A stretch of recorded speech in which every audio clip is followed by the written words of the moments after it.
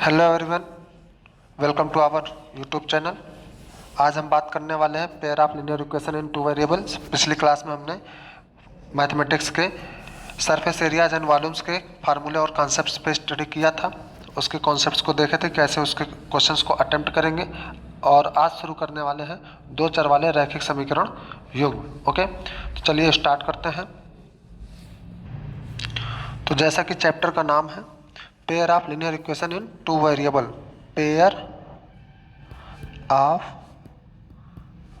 Linear equation in two variable. Okay, two variables का मतलब क्या हो जाएगा? टू वेरिएबल्स का मतलब हो जाएगा नंबर ऑफ वेरिएबल कितने होंगे? टू होंगे। कितने होंगे? टू होंगे। इक्वेशन का मतलब हो जाएगा कि यहाँ पर इक्वल का साइन मिलेगा। लीनियर शब्द का मतलब होता है जो पावर होगा, पावर ऑन वेरिएबल, ये मैक्सिमम कितना होना चाहिए? वन होना चाहिए। और पेयर का मतलब क्या हो गया? ऐसे दो इक्वेशन होने चाहिए। कितने होने चाहिए? टू इक्वेशंस होना चाहिए। ओके, तो इसके स्टैंडर्ड फॉर्म की हम लोग अगर बात करें, स्टैंडर्ड फॉर्म, तो स्टैंडर्ड फॉर्म इसका होगा a1x plus b1y plus c1 equal to 0।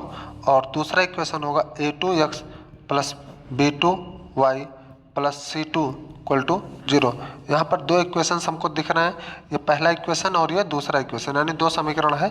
a1x plus b1y plus c1 equal to 0 और दूसरा है a2x plus b2y plus c2 equal to 0। अब इसको सॉल्व करने के, यानी कि आपको सॉल्व करके यहाँ बताना है values of x and y, values of x and y। इसको सॉल्व करके x और y का वैल्यू बताना है। कैसे सॉल्व करने के दो तरीके होंगे। एक ग्राफिकल मेथड होता है, ग्राफिकल मेथड, और एक होता है एनालिटिकल मेथड, यानी कैलकुलेशन से, एनालिटिकल मेथड यानी कैलकुलेशन के मेथड से हम इसको सॉल्व करते हैं। ओके, तो जो हमारा ग्राफिकल मेथड होता है, इन दोनों इक्वेशंस का आपको एक स्ट्रेट लाइन यानी कि ग्राफ ड्रा करना है ऑन ग्राफ पेपर। तो जो हमारा ग्राफ बनेगा वो कैसा बनता है? एक स्ट्रेट लाइन बनेगा। क्यों? क्योंकि लीनियर इक्वेशन है। a1x plus b1y plus c1 equal to 0, इसका आपको एक ग्राफ खींचना है। और दूसरा होगा a2x plus b1y b2y plus c2 equal to 0, इसका एक और खींचना है। तो दोनों लाइनें आपस में एक दूसरे को काटेंगी, नहीं काटेंगी, कैसे जाएंगे, ये इसको हम लोग देखने वाले हैं, है ना। सॉल्व करने से पहले ही हम लोग इसको चेक कर लेते हैं कि किस तरीके का सलूशन आने वाला है। तो कंडीशंस क्या क्या होंगे जिस पर ये बेस्ड होंगे? Conditions of solution. ओके, यानी जो हमारा लीनियर इक्वेशन है उसके क्या क्या कंडीशंस हैं जिस पर ये चीज़ें बेस्ड होती हैं। तो पहला कंडीशन होता है इफ़ a1 अपान a2 ये नॉट इक्वल हो रहा है b1 अपान b2, यानी कि जो ये कोफिशिएंट्स हैं x और y के, x का कोफिशिएंट कितना है? a1, और यहाँ a2, और यहाँ y का कोफिशिएंट है b1 और b2, और यहाँ c1 c2 हमारा ये कांस्टेंट होता है। तो जो कोफिशिएंट्स हैं a1 अपान a2 ये नॉट इक्वल हो रहा है अगर b1 अपान b2 के, तो इसका जो ग्राफ बनता है ये इंटरसेक्टिंग लाइन बनेगा। कैसा बनेगा? Intersecting line. Okay, intersecting line का मतलब प्रतिच्छेदित रेखा। कैसी रेखा? प्रतिच्छेदित रेखाएं। यानी इनका जो ग्राफ बनेगा, ये ग्राफ मान लीजिए एक लाइन ये है और एक लाइन ये है, ये दोनों लाइन आपस में एक दूसरे पर एक पॉइंट पर इंटरसेक्ट करेंगी, इंटरसेक्ट करती है, यानी एक दूसरे को एक पॉइंट पर काट रही होती है। और इस एक ही पॉइंट पे काटती हैं, इसीलिए इसको बोला जाता है यूनिक सोल्यूशन। कैसा बोला जाता है? Unique solution. ओके, अब यहाँ इस ग्राफ का हमारा एक सोल्यूशन निकल के आता है, इसीलिए इसको हम लोग कंसिस्टेंट बोलते हैं। Consistent pair of linear equation, consistent pair of linear equation, यानी कि संगत समीकरण। कैसा? संगत। ओके, सेकंड कंडीशन की बात करें। Second condition if a1 upon a2 equal to b1 upon b2 और not equal to c1 upon c2 आ जाए, ऐसे कंडीशंस में जो लाइन बनेगी वो हमारी पैरेलल लाइन बनती है। पैरेलल लाइन कैसी लाइन हो जाएगी? Parallel line. पैरेलल लाइन मतलब समांतर रेखाएं। कैसी रेखाएं? समांतर रेखाएं। ओके, अब समांतर रेखाएं कैसी होती हैं? दो रेखाएं जहां पर दोनों के बीच का दूरी हमेशा क्या हो? फिक्स हो, दूरी कम ज़्यादा ना होने पाए। ये दोनों रेखाएं एक दूसरे को कभी भी काटेंगी नहीं, कभी भी नहीं काटती हैं, इसीलिए इनको हम लोग बोलते हैं नो सॉल्यूशन, यानी कोई हल नहीं मिलेगा। नो सॉल्यूशन, कोई हल नहीं, कोई हल नहीं। ओके, और अगर कोई हल नहीं मिल रहा है तो जो पेयर ऑफ लीनियर इक्वेशन बनता है इसको हम लोग इनकंसिस्टेंट बोलते हैं। Inconsistent pair of linear equation, inconsistent pair of linear equation. Okay, तो यहाँ पर इस वाले में क्या होगा? कोई भी लाइन एक दूसरे को काटेगी नहीं, और अगर नहीं काट रही है तो इनका एक्स और वाई का कोई भी सॉल्यूशन नहीं मिलने वाला है। नेक्स्ट थर्ड कंडीशन क्या है कि अगर ये तीनों रेशियो आपस में इक्वल हो जाए, A1/A2 equal to B1/B2 equal to C1/C2, तीनों आपस में इक्वल हो जाए, और तीनों आपस में अगर इक्वल हो जाते हैं तो इनको हम लोग, इस कंडीशंस का नाम क्या हो जाता है? कोइंसिडेंट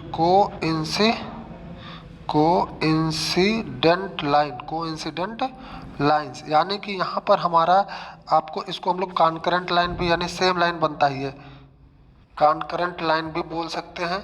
और जो सॉल्यूशन, इसके ग्राफ जो बनेंगे कॉन्करेंट लाइंस के, वो ग्राफ कैसे होंगे?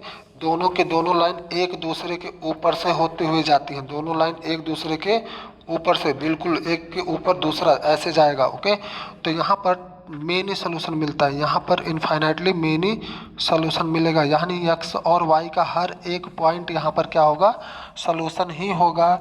और इस तरीके के पेयर ऑफ लीनियर इक्वेशन को हम लोग consistent pair of linear equation बोलते हैं, consistent pair of linear equation. Okay, तो ये हमारे क्या थे? कंडीशंस थे, जो इक्वेशंस जो हमें दिए जाते हैं, उस इक्वेशंस को बिना सॉल्व किए हम लोग ये बता सकते हैं कि उसका सलूशन किस तरीके का मिलने वाला है। इस पे आपके बेस्ड क्वेश्चन दिए जाते हैं, और उसमें कहा जाता है फाइंड द वैल्यू ऑफ के if the pair of linear equation has many solutions, या यूनिक सोल्यूशन, या पैरेलल लाइन, इस तरीके का वहाँ पे स्टेटमेंट दे दिया जाता है। तो वहाँ पर आपको यही कंडीशंस लगा के सॉल्व करने होते हैं। क्लियर?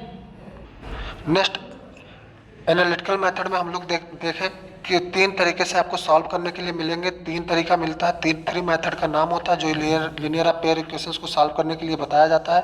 एक होता है सब्स्टिट्यूशन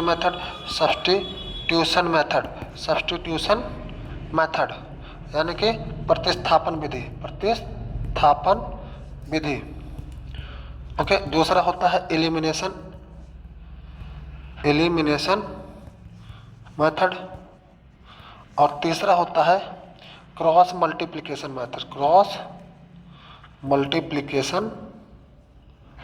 मेथड। एलिमिनेशन को हम लोग विलोपन बोलते हैं, क्या बोलते हैं? विलोपन विधि। और क्रॉस मल्टीप्लिकेशन को वज्र गुणन विधि बोला जाता है। तीनों मेथड्स को हम लोग इस्तेमाल कैसे करते हैं?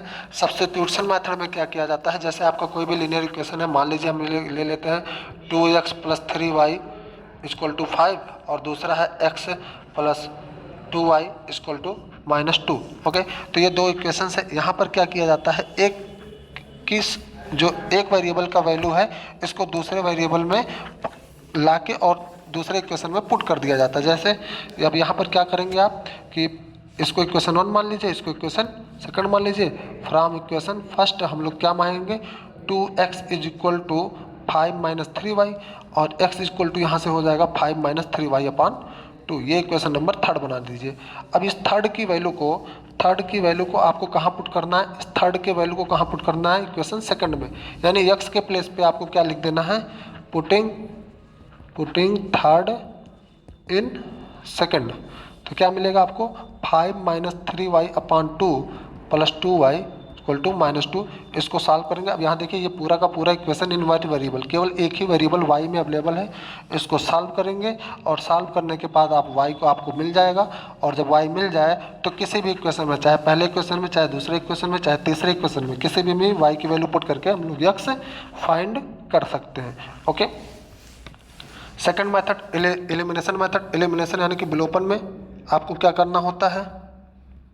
एलिमिनेशन यानी विलोपन में। ओके, इस मेथड में क्या करना है, एक वेरिएबल को पूरी तरीके से एलिमिनेट कर देना होता है, यानी कि बाहर कर देना होता है हमें। और वो बाहर कैसे किया जाता है, देखिए ये ऊपर वाला ही क्वेश्चन लेते हैं। यहाँ पे लिखा है, क्या लिखा है, 2x + 3y = 5, 2x + 3y = 5, और दूसरा लिखा है x + 2y = -2। ओके, अब यहाँ पर देखिए हम लोग दो वेरिएबल है, एक x है और एक y है, एक x है और एक y है, दोनों के कोफिशिएंट अलग अलग हैं। दोनों इक्वेशन में x और y के कोफिशिएंट क्या हैं, अलग अलग हैं। हमें क्या करना है, make same coefficient, make equal coefficient of any one variable, any one variable, यानी दोनों वेरिएबल में से किसी एक का कोफिशिएंट आपको सेम करना पड़ेगा। चलिए तो हम यहाँ पर बात करते हैं x के लिए। तो x का एक इक्वेशन में कितना है, कोफिशिएंट 2 है, और दूसरे में कितना है, 1 है। तो जिसमें 1 है उस वाले में क्या कर सकते हैं आप, 2 से मल्टीप्लाई कर सकते हैं। तो मल्टीप्लाई कर देंगे सेकंड इक्वेशन में, ये पहला है, ये आपका सेकंड है, तो सेकंड इक्वेशन में मल्टीप्लाई कर दीजिए, multiply by 2 in equation second. Okay, तो आपको क्या मिलेगा, क्या मिल रहा है, 2x + 4y = -4। Equation number third बना दीजिए।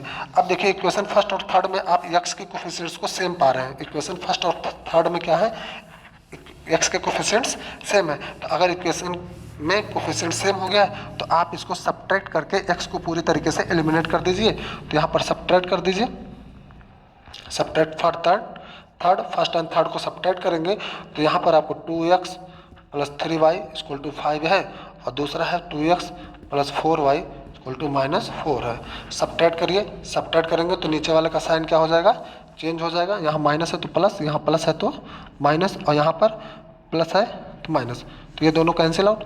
3 - 4y, 3y - 4y, ये हो जाएगा -y, और ये दोनों ऐड हो जाएगा 9, 5 + 4 9, y = कितना हो गया, -9। ओके, तो ये हमारी y की वैल्यू हो जाएगी। अब इसको हम लोग पुट कर देंगे, पुट करेंगे, पुट इन एनी इक्वेशन, किसी भी इक्वेशन में आप इसको पुट करके x का वैल्यू निकाल सकते हैं। तो यहाँ हमने क्या देखा कि x जो है पूरी तरीके से एलिमिनेट हो चुका है, x क्या हो रहा है, पूरी तरीके से एलिमिनेट हो गया। तो इस मेथड को बोल दिया जाता है elimination method. Okay, third equation, third type के सॉल्यूशंस जो होते हैं वो हमारा क्रॉस मल्टीप्लिकेशन है। कौन है, क्रॉस मल्टीप्लिकेशन।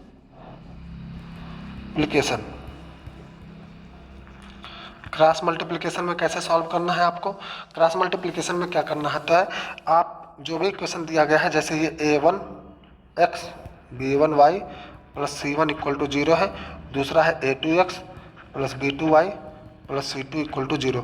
हमारा जो इक्वेशन दिया होगा वो आपको राइट करना है पहले in standard form, right in standard form. जो भी आपको इक्वेशन दिया जाएगा उसको सबसे पहले इसी फॉर्मेट में लिखना है, यानी सारी चीज़ें इक्वल के एक तरफ होनी चाहिए और इक्वल के दूसरी तरफ 0 होना चाहिए। ये पहला कंडीशन है। अगर आपको ये क्रॉस मल्टीप्लिकेशन लगाना है तो सबसे पहले सारी चीज़ें क्या कर देनी है, इक्वल के एक तरफ कर देना है।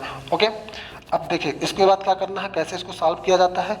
आप एक जगह x लिखेंगे, एक जगह y लिखेंगे, और एक जगह क्या लिख देंगे, 1 लिख देंगे। उसके बाद यहाँ से शुरू करेंगे, यहाँ से मिडिल वाले से, जिसको x लिखा गया है तो x वाले पार्ट को कवर कर लेना है, इस वाले पार्ट को ढक लेना है। ये वाला जो पार्ट आपको दिया है इस x वाले पार्ट को पूरी तरीके से ढक देना है। ढकने के बाद आप यहाँ से स्टार्ट करिए, बीच वाले से, यहाँ से आप स्टार्ट करिए। तो यहाँ से b1 नीचे b2, उसके बाद आगे बढ़िए c1 c2, फिर वापस घूम के आ जाइए, वापस घूम के अपनी जगह वापस आएंगे तो फिर से लास्ट में कौन, a1 a2। ओके, उसके बाद लास्ट में फिर कहाँ, जहाँ से स्टार्ट किए थे b1 b2 से, वहीं पर आपको लास्ट में पहुँच जाना है। नेक्स्ट राइट कैसे करना है इसको, x ऊपर लिख लीजिए पहले, उसके नीचे लाइन बनाइए। लाइन बना के क्या करेंगे, पहले ऊपर का ये दोनों मल्टीप्लाई करेंगे तो b1 c2 मल्टीप्लाई हो गया। उसके बाद माइनस का साइन लगाइए, माइनस का साइन लगा के क्या करेंगे, c1 b2 ए लिखेंगे, फिर इक्वल करेंगे। फिर सिमिलरली y के लिए भी लिखेंगे, y के लिए क्या करेंगे, c1 a2, फिर माइनस लगाओ एक। उसके बाद क्या करना है, c2 a1। थर्ड क्या कर देंगे, a1 b2 यानी 1/a1 b2, then minus a2 b1 P1। Okay, तो ये फॉर्मेट हमारा हो जाता है। इसी फॉर्मेट में के तरीके से, ये तो हमने इक्वेशंस को लेके किया, ऐसे ही न्यूमेरिकल को लेके करेंगे। चलिए ऊपर वाले क्वेश्चंस को एक बार एग्जांपल के तौर पे हम लोग देख लेते हैं। क्या था हमारा 2x + 3y = 5 था, और x + 2y = -2 है। ओके, ये इक्वेशन है ना। ओके, सेम इक्वेशन है, 2x + 2y = -2। ओके, अब इसको हम लोग राइट करते हैं। सबसे पहले क्या करेंगे, इन स्टैंडर्ड फॉर्म करेंगे, राइट करेंगे, right in standard form, right in standard form. तो स्टैंडर्ड फॉर्म में जब राइट करेंगे तो ये इक्वेशन क्या हो जाएगा, 2x + 3y - 5 = 0, और दूसरा हो गया x + 2y - 2 = 0। ओके, अब कंडीशंस मैच कराते हैं। यहाँ x लिखेंगे, यहाँ y लिखेंगे, और एक जगह 1 लिख देंगे। x के नीचे कैसे लिखना है आपको, बीच वाले से स्टार्ट करना है, बीच वाले से 3, नीचे 2, उसके बाद -5 - 2, देन आफ्टर 2, और यहाँ x का कोफिशिएंट कौन है, 1 है, तो यहाँ 1 हो जाएगा, और फिर जहाँ से स्टार्ट किए थे वहीं पर जाकर स्टॉप कर देना है। ओके, तो ये हमारे बन जाएंगे। अब इसको कैसे करना, मल्टीप्लाई कर लेना है, मल्टीप्लाई करेंगे इसका इधर से और इसका इधर से, बीच में माइनस लगा के, x/3 2 जा 3 × -2 करेंगे, फिर एक माइनस लगाओगे, और 2 × -5 कर लेंगे, इक्वल करेंगे y/, इसका मल्टीप्लाई करिए, -5 × 1 -2 × 2। ओके, देन इक्वल 1/2 × 2 -1 × 3, 1 × 3 क्या बन गया आपका ये, देखिए x/3 × -2 -6, माइनस माइनस माइनस हो जाएगा प्लस, 5 2 जा 10। ओके, इक्वल y/, -5 2 2 जा 4 + 4 = 1/2 2 जा 4 -3। ओके, सॉल्व करेंगे इसको, थोड़ा सा और सॉल्व करिए, आगे बढ़ाइए। क्या दिख रहा है आपको, x/4 = y/1 = 1/1।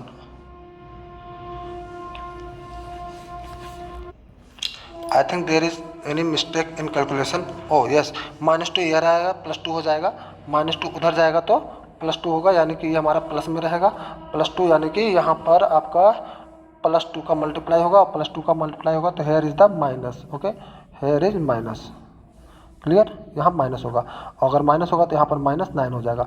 ओके, अब इसको सॉल्व करेंगे, ये दोनों सिस्टम एक साथ ले लीजिए, ये दोनों पेयर एक साथ लेंगे, तो y/, -9 = 1/1, तो y = कितना हो जाएगा, -9। ओके, और एक बार इसको इसके साथ ले लेना है, इन दोनों को, तो x/4 = 1/1, तो यहाँ से x = कितना आ जाएगा, 4। तो ये हमारे इसके सॉल्यूशंस होंगे। तो इस तरीके के क्वेश्चंस को हम लोग आराम से इजीली सॉल्व कर सकते हैं। एक अलग तरीके का आपके सिलेबस में है, वो क्या है, reducible form, equation in reducible form, reducible form में लिया जाता है। ओके, और यहाँ रिड्यूसिबल फॉर्म वाला जो भी इक्वेशन बनेगा, वहाँ पे जो वेरिएबल दिया जाएगा, वो वेरिएबल कहाँ होगा, इन डिनोमिनेटर में होगा। वेरिएबल कहाँ होगा, वेरिएबल इन डिनोमिनेटर। और अगर डिनोमिनेटर में है तो हमें उस डिनोमिनेटर में से वेरिएबल्स को पूरी तरीके से हटाना होता है। एग्जाम्पल के तौर पे हम लोग देख सकते हैं कैसे, जैसे लिखा गया है 1/x + 3/y = 5, और दूसरा इक्वेशन दिया है 3/x + 4/y, या फिर माइनस लगा के लिख लें, माइनस लगा के ही लिख लेते हैं, माइनस लगा के लिख लीजिए, 4/y = 3 लिख दीजिए। ओके, तो यहाँ हम क्या देख रहे हैं कि जो वेरिएबल है वो कहाँ पर प्रेजेंट है, डिनोमिनेटर में प्रेजेंट है। कहाँ पर प्रेजेंट है, डिनोमिनेटर में। तो हमें दोनों इक्वेशंस में ये पैटर्न ढूंढना है कि कौन सी चीज़ दोनों में कॉमन दिख रही है।